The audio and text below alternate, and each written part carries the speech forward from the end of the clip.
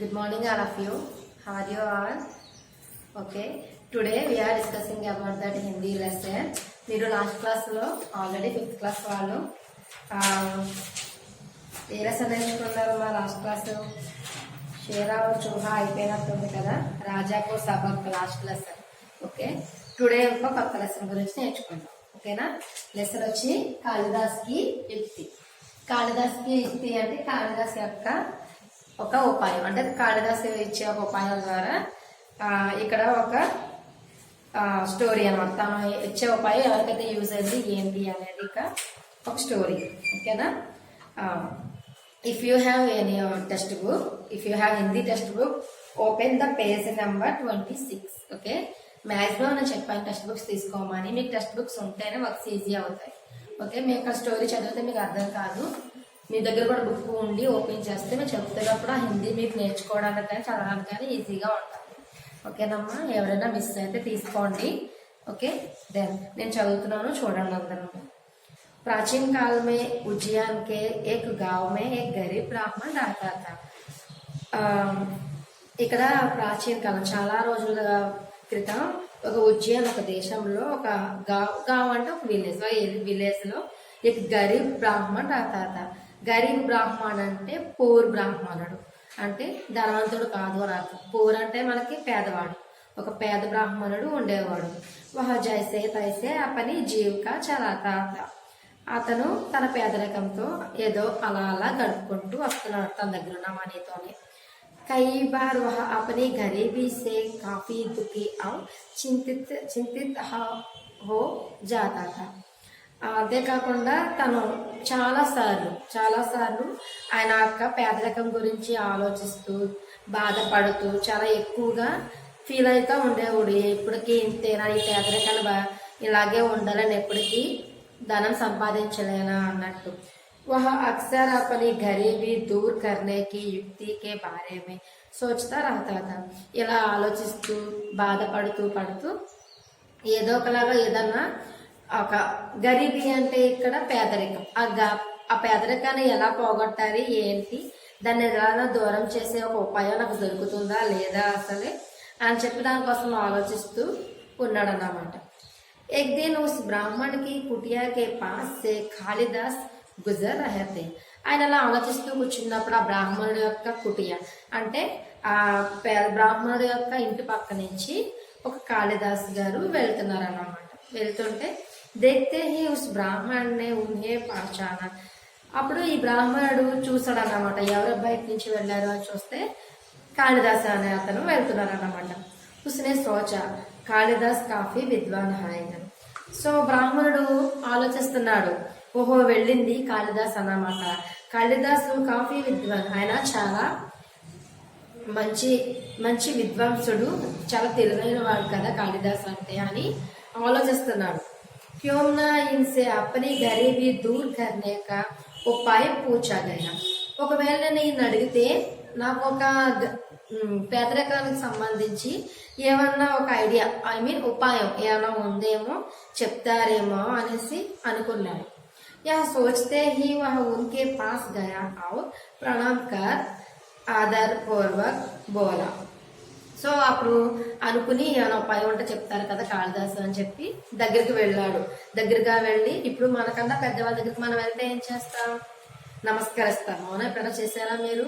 Compulsory 5th class అంటే మీరు పెద్ద పిల్లలు. ఇంకా మీకు ఇంటికి ఎవరన్నా గెస్టులు వచ్చినా, మీ రిలేటివ్స్ వచ్చినా ఫస్ట్ ఆఫ్ ఆల్ మీరు విష్ చేయాలి వాళ్ళని. విష్ అంటే గుడ్ మార్నింగ్, గుడ్ ఆఫ్టర్నూన్ కాదు. ఓకేనా? నమస్కారం అండి, బాగున్నారా, మంచిగా తాగుతారా, ఇలాంటివి మీరు నేర్చుకోవడం వల్ల మీ పేరెంట్స్కి కానీ మీకు మీ బ్యాక్గ్రౌండ్ మీ వాళ్ళందరికీ మీరు ఒక మంచి స్టూడెంట్, మంచి పిల్లలుగా అనిపిస్తారు. మీరు ఒక మంచి ఫ్యామిలీ అని, మీ పేరెంట్స్కి మంచి పేరు తెచ్చే వాళ్ళుగా ఉంటారు అన్నమాట. సో అలాగే ఈ బ్రాహ్మణుడు కూడా చాలా వినయంగా కాళిదాస్ దగ్గరికి వెళ్ళి ప్రణామం అంటే నమస్కరించి చాలా వినయంగా చేతులు కట్టుకొని నుంచుని మాట్లాడుతున్నాడు. శ్రీమాన్ మై ఏక్ గరీబ్ బ్రాహ్మణ్ హూ. నేను ఒక పేద బ్రాహ్మణుని. బడి ఆశాసే ఆప్కే పాస్ ఆయా హూ. నేను చాలా ఎక్కువగా ఆశపడేవాడిని నా పేదరికం ఎప్పటికైనా పోతుందా లేదా అని. కృపయా దాని కమానేకి కోయి యుక్తి బతాయే. సో దయచేసి నాపై దయ ఉంచి మీ దగ్గర ఏదైనా ఉపాయం ఉంటే నా పేదరికం పోవడానికి ఏదైనా ఐడియా ఇవ్వండి అని చెప్పి ఈ బ్రాహ్మణుడు అడిగాడు అన్నమాట. ఎవరిని? కాళిదాసుని. ఓకే, వింటున్నారు కదా, ఇదిగో కాళిదాస్ గారు అండ్ బ్రాహ్మణుడు. ఓకేనా.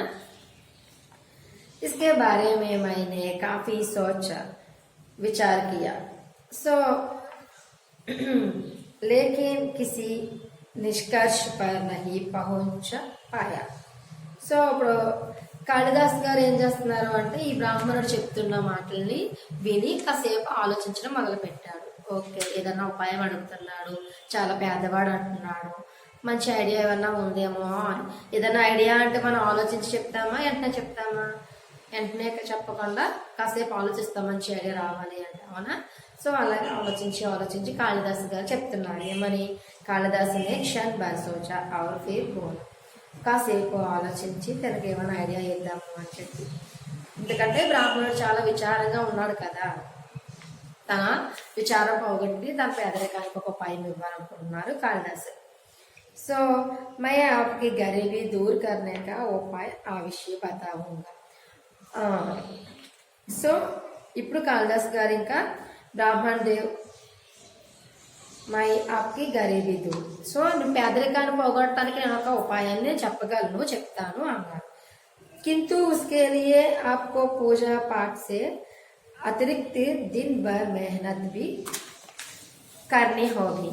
సరే, నేను నీకు ఒక ఉపాయం కంపల్సరీ చెప్తాను, కానీ నువ్వు చెప్పినప్పుడు కంపల్సరీ దాన్ని పాటించాల్సి వస్తుంది. మనం ఏదైనా వర్క్ ఇచ్చామనుకో టీచర్గా, అది మీరు కంపల్సరీ చేయాల్సి వస్తుంది, లేకుంటే ఏమవుతుంది, పనిష్మెంట్ అవుతుంది. బట్ ఇక్కడ కాళిదాస్ గారు పనిష్మెంట్ ఇవ్వట్లేదు, కానీ నేను చెప్తాను ఉపాయం, కానీ నువ్వు అది పాటిస్తేనే నీ పేదరికం పోతుంది అని ముందుగా హెచ్చరిస్తున్నారు అన్నమాట, చెప్తున్నారు. సరే అని అప్పుడు బ్రాహ్మణుడు అన్నాడు. ఉస్కే బాద్ ఆపనే అర్జిత్ దాన్ సే ఏక్ నారియా ఖరీదన హోగా. అయితే నువ్వు చాలా చాలా హార్డ్ వర్క్ అంటే చాలా కష్టపడాల్సి ఉంటుంది. మరి ఆ కష్టం చూసి వెనక్కి అంచా వేయకుండా నువ్వు మంచిగా కష్టపడితేనే నీకు మంచి ఫలితం వస్తుంది అంటే సరేనండి అంటాడు. అప్పుడు ఏం చేయాలంట? రోజంతా కష్టపడి అర్జిత్ దాన్సే అంటే నారియల్ ఖరీదున హోగా. నువ్వు కష్టపడితే వచ్చే అమౌంట్ ఉంటుంది కదా, రోజంతా కష్టపడితే ఒక పని, మనం ఏదైనా పని చేస్తే జీతం వస్తుంది కదా మనీ, ఆ మనీతో నారియల్ అంటే ఒక కొబ్బరికాయ, కోకోనట్ అనమాట, కొబ్బరికాయ కొను అన్నాడు. ఉస్ నారియల్ కే సామనే బయట కర్ మంత్రం కా ఉచ్చారణ కర్నే దానికి దేవి లక్ష్మీకో ప్రసన్న కర్ణ హోగా. అయితే కొబ్బరికాయ కొనంటే ఏం చేయాలంటే దాన్ని మంత్రంగా పూజించాలి అని, మంచిగా పూజించి ఉచ్చారణ చేసి బాగా పూజ చేసి దానికి దేవి అంటే ధనం సంపాదించడానికి ఎవరైతే ఆధారమైన దేవత ఉన్నారో ఆ యొక్క లక్ష్మీదేవిని నువ్వు పూజించు అన్నారు. పూజించి తత్పశ్చాత్ ఏక్ బక్సే మే ఏక్ రూపాయ డాల్నా హోగా. సో లక్ష్మీదేవిని రోజు పూజించు, ఆ కొబ్బరికాయతో పూజించి ఎవ్రీడే ఒక బాక్స్ పెట్టుకో, ఆ ఫోటో దగ్గర లక్ష్మీదేవి దగ్గర బాక్స్ పెట్టుకుని అందులో ఏ రోజు ఆ రోజు ఒక కాయిన్ అందులో వెయ్యి అని చెప్తాను. ఓకేనా? హర్ రోజ్ ఐసా కర్నే సే దేవి లక్ష్మి ఆప్ పర్ ప్రసన్న హోగి. సో అప్పుడు నువ్వు అలా రోజు చేస్తే నిన్ను లక్ష్మీదేవి కరుణిస్తుంది, కటాక్షిస్తుంది, నీ ప్రాబ్లం సాల్వ్ అవుతుంది అని చెప్పారు కాళిదాసు. इससे आपकी गरीबी दूर हो जाएगी और आप धनवान हो जाएंगे. ఇలా నువ్వు చేస్తూ ఉండడం వల్ల నువ్వు ఒక రోజు పేదరికాన్ని పోగొట్టుకుని ధనవంతుడు అవుతావు అని చెప్తారు. ऐसा उपदेश देकर కాళిదాస్ ఆగే बढ़ गया. అలా చెప్పేసి కాళిదాస్ గారు వెళ్ళిపోయారు. कालिदास ने धन कमाने का उपाय जानकर ब्राह्मण बहुत प्रसन्न हुआ. సో కాళిదాస్ గారు చెప్పిన ఒక ఉపాయం బాగా నచ్చింది, మంచిగా ఉల్లాసంగా ఉన్నాడు ఎవరు? బ్రాహ్మణుడు. సో మంచిగా ఎనర్జెటిక్ గా ఉన్నాడు. ఇప్పుడు మనం వెంటనే ఆడుకోవడానికి గ్రౌండ్కి వెళ్దామరా అంటే ఎంత ఎనర్జీ వస్తుంది మనలో, ఆడుకుందాం, ఇప్పటి వరకు హోంవర్క్ చేయమంటే డల్గా చేస్తాం, అది ఆడుకోవడానికి గ్రౌండ్కి వెళ్దాము అంటే వెంటనే ఎనర్జీ వస్తుంది కదా. అలాగే చెప్పిన ఉపాయం బాగా నచ్చి ఓకే అని చెప్పి మంచి ఎనర్జీగా ఉన్నాడు బ్రాహ్మణుడు. అగలే దిన్ ఉస్తే దిన్ భర్ మెహనత్ కి, ఇంకా కష్టపడాలి కదా మరి ఏ రోజుకి ఆ రోజు, కాబట్టి కష్టపడడం కోసం బయలుదేరాడు. जो धन मिला उससे एक नारियल खरीदा और घर आकर पूरी निष्ठा और भक्ति भाव से लक्ष्मी जी की पूजा की और 1 रुपया भी बक्से में डाला. అలాగే రోజంతా కష్టపడడం, కష్టపడితే వచ్చే మనీ తీసుకొచ్చి కొబ్బరికాయ కొనడం. కొబ్బరికాయ అంటే సంపాదించిన అంతట్లో నుంచి కొబ్బరికాయ కొనాలి. ఎంత సంపాదిస్తే దాంట్లో నుంచి సగం తీసుకోవచ్చు. అలాగా కొబ్బరికాయ కొని దాంట్లో నుంచి మళ్ళీ దాంతో పూజ చేసి లక్ష్మీదేవికి ఒక బాక్స్ లో డైలీ రోజుకొక కాయిన్ వేయడం మొదలు పెట్టాడు.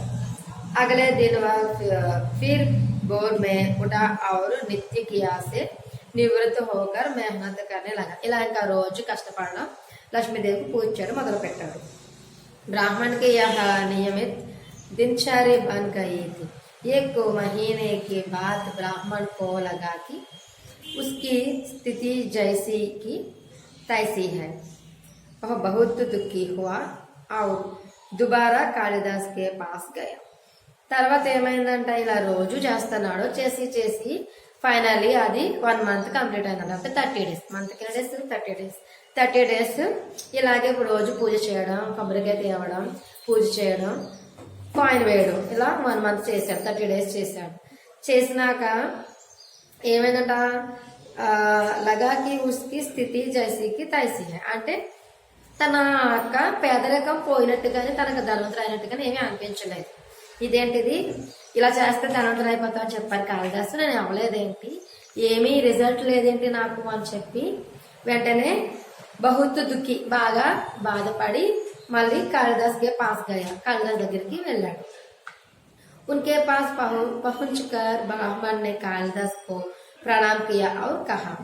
అప్పుడు మళ్ళీ కాళిదాస్ దగ్గరికి వెళ్ళి మళ్ళీ ప్రణామం చేసి నమస్కరించి చెప్తున్నాడు, महाशय मैंने आपके कहने के अनुसार ही प्रतिदिन मेहनत की, लक्ष्मी देवी की पूजा की और बक्से में रुपया भी डाला, परंतु मेरी स्थिति को कोई बदलाव नहीं आया. మై ఆప్ క్యా కరూ. చెప్తున్నాడు, మహాశయ నేను మీరు చెప్పినట్టుగా రోజు కష్టపడుతున్నాను, వచ్చిన దాంట్లోనే కొబ్బరికాయ కొని లక్ష్మీదేవి పూజ చేసి రోజు బాక్సులో కాయిన్ వేస్తున్నాను, కానీ నా స్థితి ఏమీ మారలేదు, నాకు ఏమీ తెలియలేదు, ఇప్పుడు నేను ఏం చేయాలి అని అడిగాడు. కాళిదాస్ నే బ్రాహ్మణ్ సే పూచా. చెప్తున్నాడు కాళిదాస్ బ్రాహ్మణ్తో, ఆప్కే బక్సే మే కితనే రూపాయ హై, నువ్వు ఎన్ని కాయిన్స్ వేసావు ఇప్పటికి మీ బాక్స్ లో అని అడిగాడు. అంటేది బ్రాహ్మణ్ని ఉత్సాహిత్ హోకర్ కహా 30. ఎన్ని వేసాను అంటే ఒక నెల రోజులు అన్నాడు. నెలకి ఎన్ని రోజులు 30 కాబట్టి 30 కాయిన్స్. 30 అంటే ఇక్కడ 30, సో 30 కాయిన్స్ వేసాను అని చెప్పాడు. ఇస్తే పహలే ఆప్ కితనా బచాతే తే, కాళిదాస్ నే పూచా. సో అంటున్నాడు, ఇదివరకు అయితే నీ పేదరికంగా నువ్వు బాధపడుతున్నప్పుడు నీకంటూ ఏమన్నా అసలు వెనక వేసేది కానీ, రూపాయల వేసేది దాచేది కానీ ఉందా అసలే అని. అప్పుడు ఏమన్నాడు, లేదన్నాడు. సో అప్పుడు బ్రాహ్మణ్ బోలా, ఇస్తే పహలే తో మే 1 रुपया भी नहीं बचा पाता था, क्योंकि तब मैं कोई काम धंधा नहीं करता था. సో కాబట్టి నువ్వు ఇలాగే ఇంకా ఎక్కువ కష్టపడితే, రోజు కష్టపడితే అప్పుడు నువ్వు ధనవంతుడు అవ్వగలవు, కానీ ఇలాగా కొన్ని రోజులకే ఏమీ రాలేదు అని చూడకూడదు అని చెప్పి కాళిదాస్ అన్నారన్నమాట. కాళిదాస్ నే కహా, ఫిర్ ఆప్ కైసే కహ్ సక్తే హై కి ఆప్కి స్థితి మే సుధార్ నహీ హువా. సో నువ్వు ప్రతిరోజు ఇంకా కష్టపడాల్సి ఉంటుంది. ఇప్పటి వరకు నువ్వు ఎలా కష్టపడ్డావో అలాగే కష్టపడుతూ ఉండాలి, అలా ఉంటేనే నీకు మనీ ఉంటాయి రేపనే రోజు అని చెప్పి. యది ఆప్ ఔర్ మెహనత్ కరే తో ఔర్ ధన్ కమా సక్తే హై. అలా అయితే నేను ఎన్ని రోజులు కష్టపడాలి ఏంటి, మెహనత్ కర్నే సే హీ గరీబీ దూర్ హోతీ హై, కిసి ఆయు తక్ మెహనత్ కర్నీ హోగి. అంటే అప్పుడు ఇలా కష్టపడుతూ వెళ్తూ ఉంటే నేను ఎప్పుడు ధనవంతులను అయ్యేది, ఎప్పటికీ మనీ సంపాదిస్తాను, ఇలా ఎలాగా ఎన్ని రోజులు పడుతుంది నాకు అని చెప్పి కాళిదాస్ అడిగాడు, బ్రాహ్మణుడు అడిగాడు. అప్పుడు కాళిదాస్ అంటున్నాడు, కిసి ఆయు తక్ మెహనత్ కర్నీ హోగి. బ్రాహ్మణ్నే పూచా. అప్పుడు ఏమంటున్నాడు, నువ్వు ఎంతవరకు కష్టపడగలవు, నీ నీ యొక్క జీవితంలో నువ్వు ఎంతవరకు మనీ సంపాదించగలిగితే అంతవరకు వెళ్ళు, ఆ మనీ నీకు చాలు అనేంత వరకు కష్టపడుతూ వెళ్ళు. సో ब्राह्मण ने पूछा, कालिदास ने उत्तर दिया, जिस आयु तक धन की भूख मिटा जाए. సో ఇలా నువ్వు ఎప్పుడైతే ఆ మనీ మీద నీ సంపాదన చాలు అనిపిస్తుందో అక్కడతో దాపేసి నువ్వు సరిపెట్టుకోవచ్చు అని చెప్పి అన్నాడు. అనేసి అప్పుడు కాళిదాసు వెళ్ళిపోయాడు. కాళిదాస్ से मिलकर ब्राह्मण काफी संतुष्ट हुआ. అవును నిజమే, నాకు అత్యాశ కాకుండా నాకు మనీ చాలు అనిపిస్తే చాలు, నేను ఎంతవరకు సంపాదించుకుంటే అంతవరకు ఉంటే చాలు, అక్కడ వరకు నేను సంపాదిస్తాను అని చెప్పి చాలా సంతోషంగా ఫీల్ అయ్యి బ్రాహ్మణుడు సరే అన్నాడు. అగలే दिन से वह जी तोड़ मेहनत करने लगा और जल्दी ही अपने गांव का सबसे अमीर व्यक्ति बन गया. అలాగా మంచిగా తెలివిగా ఇలాగే రోజు తను సంపాదించడం మొదలుపెట్టి కష్టపడటం మొదలుపెట్టాక తను పేదరికం నుంచి చాలా తొందరలోనే తక్కువ రోజుల్లోనే మంచిగా ఒక ధనవంతుడిగా మారాడు అన్నమాట. वह इसका सारा श्रेय कालिदास को देता था, जिनके मार्गदर्शन से उससे मेहनत करना सीखा. అప్పుడు అక్కడ ఊరు వాళ్ళందరూ నువ్వు ఇంత త్వరగా ఎలాగ ధనవంతుడు అవ్వగలిగావు అంటే, నేను కాళిదాస్ అనే ఒక అతను నాకు కాళిదాస్ గారు చెప్పిన మార్గంలో నేను నడిచాను, ఆయన నాకు చెప్పాడు ఇలా కష్టపడి ధనం సంపాదించాలి, ఇలా పూజ చేయాలని చెప్పి ఇలా చేయడం వల్ల త్వరగా ధనవంతుడు అయ్యాను అని చెప్పారు. ఐసే కర్నేసే ఉస్నే కేవల్ అప్ని గరీబీ సే ముక్తి, దానివల్ల నేను పేదరికం నుంచి విముక్తుని అవడమే కాకుండా అపితు ధనవాన్ బి బన్ గయా, తొందరలోనే పేదరికాన్ని నుంచి అది సంపాదించడమే కాకుండా పేదరికం నుండి బయటకు వచ్చి తొందరగా ధనవంతుడు అవ్వగలిగాను అని చెప్పి అప్పుడు బ్రాహ్మణుడు వాళ్ళ ఊరు వాళ్ళకి చెప్పాడు అన్నమాట. అర్థమైందా స్టోరీ? ఓకేనా? ఇందులో మీనింగ్ ఏంటి, ఇంతకీ మనకు ఒక మోరల్ ఏంటంటే కష్టే ఫలి అన్నమాట. అంటే కష్టపడితేనే దేనికైనా మంచి రిజల్ట్ వస్తుంది. మీరు బాగా హార్డ్ వర్క్ చేసి చదివితేనే మీరు ఫస్ట్ క్లాస్లో పాస్ అవ్వగలరు. అంతేగాని ఇవాళ బుక్ తీసి ఎగ్జామ్స్ వరకు తీయకుండా ఎగ్జామ్స్ రాసేస్తే మనం పాస్ అవ్వగలమా? లేదు కదా. సో కష్టే ఫలి అంటే ఏదైనా కష్టపడితేనే దానికి ఒక రిజల్ట్ మనకి మంచిగా వస్తుంది అని అర్థం. ఓకేనా? ఇందులో మీనింగ్స్ ఉన్నాయి, మీనింగ్స్ చూద్దాం ఒకసారి. అక్సర్ అంటే రేర్లీ, అక్సర్ రేర్లీ. గుజరానా టు స్పెండ్. కృపయా అంటే కైండ్నెస్. మెహనత్ అంటే హార్డ్ వర్క్. అర్జిత్ టు ఎర్న్ సంపాదించడం.